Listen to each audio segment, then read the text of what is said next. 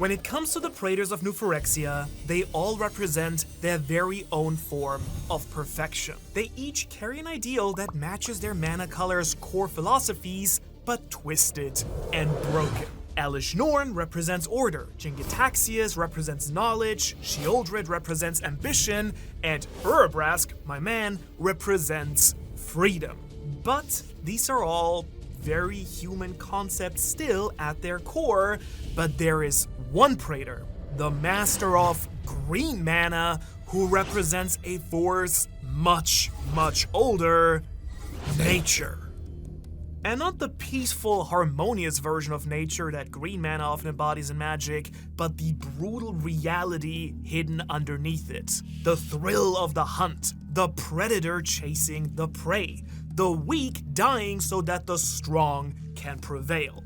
Vorinclex is the Praetor who ruled, or maybe even still to this day rules, the Vicious Swarm. Like the other Praetors, he's in charge of an entire layer of the plane of New Phyrexia, born from the green mana sun of Mirrodin after it was corrupted and transformed the Tangle layer into the Hunter Maze, the place where the menace Big Klex then lives. And let me tell you, this dude is a monster. And ultimately, he's the closest thing the plane has ever had to the apex predator, bearing maybe Big Mommy Norn herself. But their vibes are basically completely different.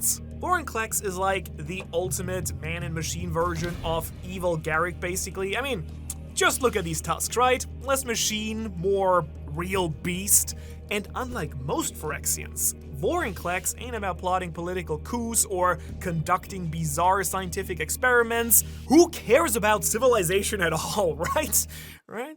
No? No one? Alright. Well, at his core, he's a social Darwinist turned up to like 11. With each and every action, he backs up his core belief. Only the strongest deserve to exist.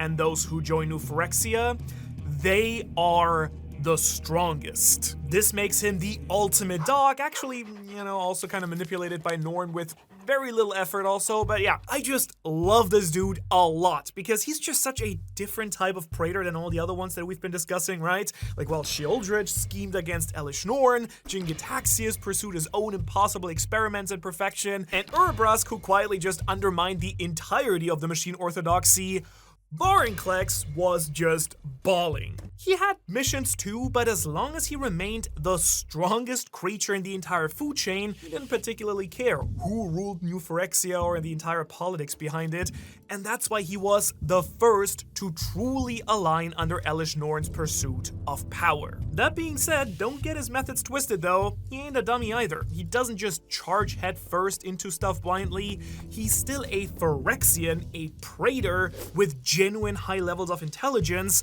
but he just kind of chooses on purpose instinct over any other response. It's kind of fitting then, I think, that when New Phyrexia finally began preparing to invade the multiverse, Elesh Norn selected no one but Vorinclex for the first true expedition beyond their own worlds. He was the real pack leader who would hunt regardless of any barriers put in front of him. And this is where his story truly begins, because Phyrexia, for all its might, was still stuck. You see, despite their military power and abilities, they still couldn't really invade the entire multiverse without an actual method of crossing it and crossing into other planes, and none of them were actual planeswalkers, but there was one man who could move them through, let's say, some difficult means. You know who I'm talking about.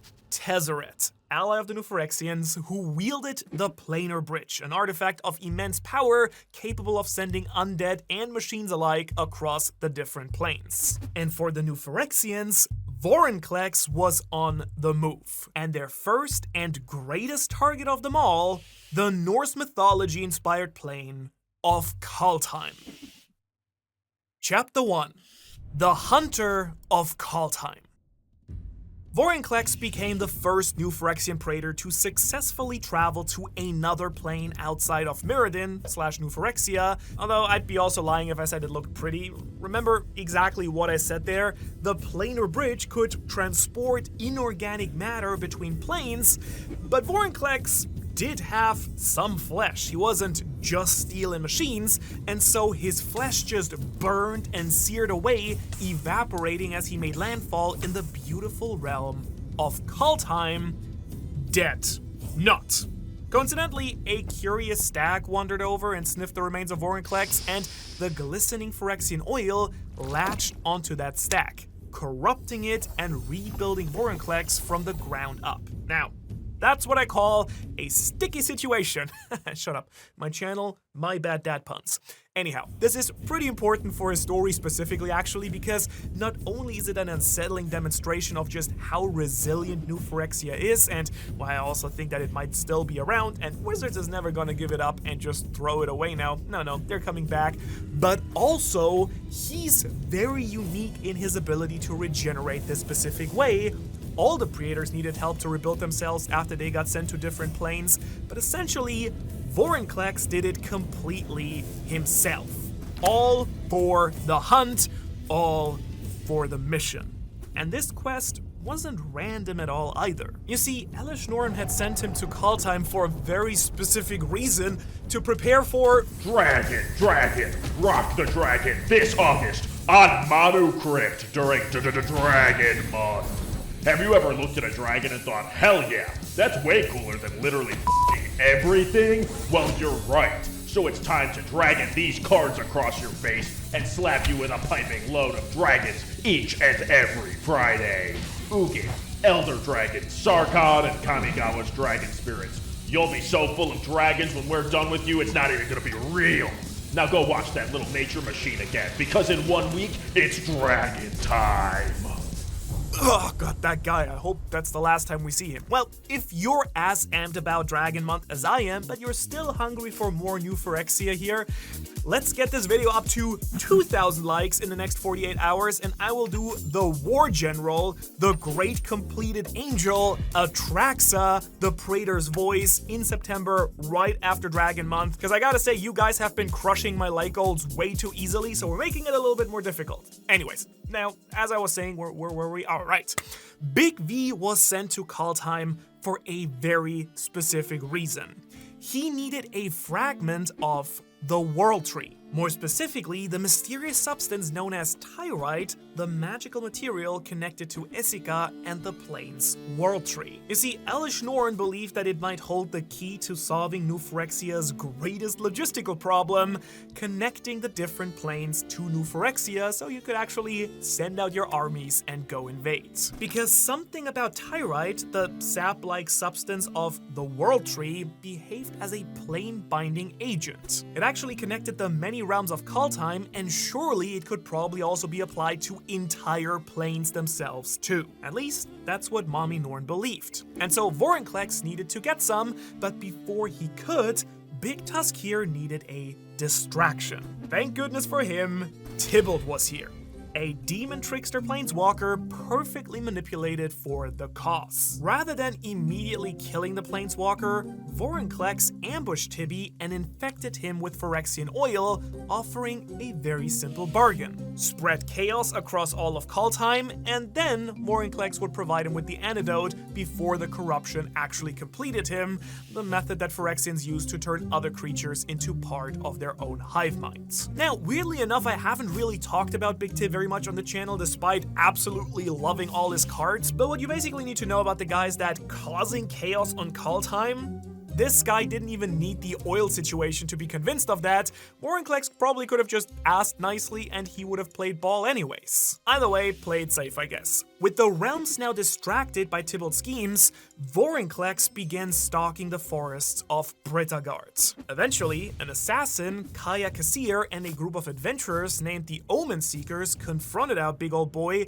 leading to one of the first direct battles between a new Phyrexian Praetor and the outside planes. A conflict that even the gods of Kaldheim themselves had to get in on. Alrund, Kaldheim's version of Odin the God King basically, manifested during this very conflict, and for perhaps the first time since arriving, Vorinclex actually encountered something he couldn't simply overpower through brute force alone. And so in a very crazy turn of events, the Hunter actually became the Hunted, and recognizing that he was actually too weak here, he skedaddled. Like, all good prey. His body dissolved into an oily mass of metal and Phyrexian ichor, slipping away, and then he actually went and infiltrated a goddess's sanctum, mauled her, nearly killed her a couple of times, and then snagged that shiny sample of Tyrite that he's been originally sent for. Mission complete! Almost immediately afterwards, another planar bridge portal opened, dragging the Praetor back to New Phyrexia, but their power was now starting to really grow rapidly, also in part thanks to his great escapades. Vorinclex succeeded on his hunt, or more aptly, in his harvest. Now, New Phyrexia could actually begin developing a mighty piece of technology, maybe the mightiest piece ever created in Magic history, capable of facilitating their massive conquest of the universe. They started to create Realmbreaker.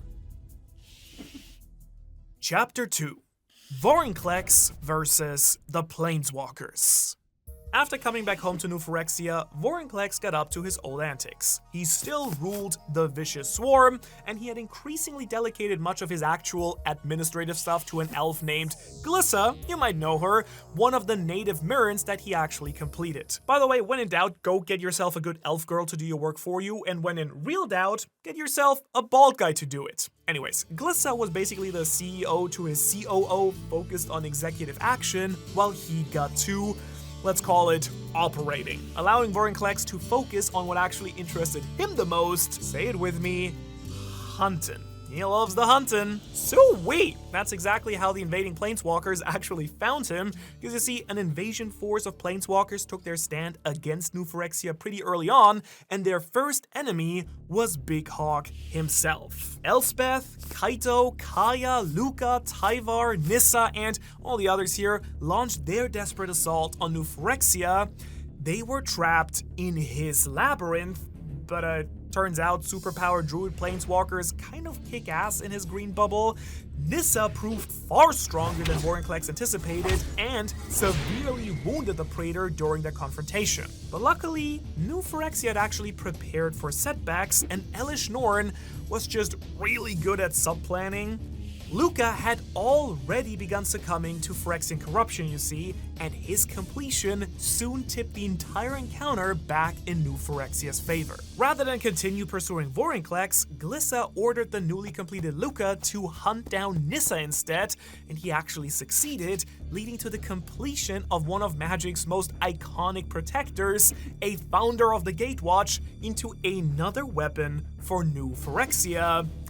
Completed Nissa. Nice, more green. Ironically though, Vorinclex himself didn't do all that much hunting afterwards, at least until the true invasion of the multiverse finally began.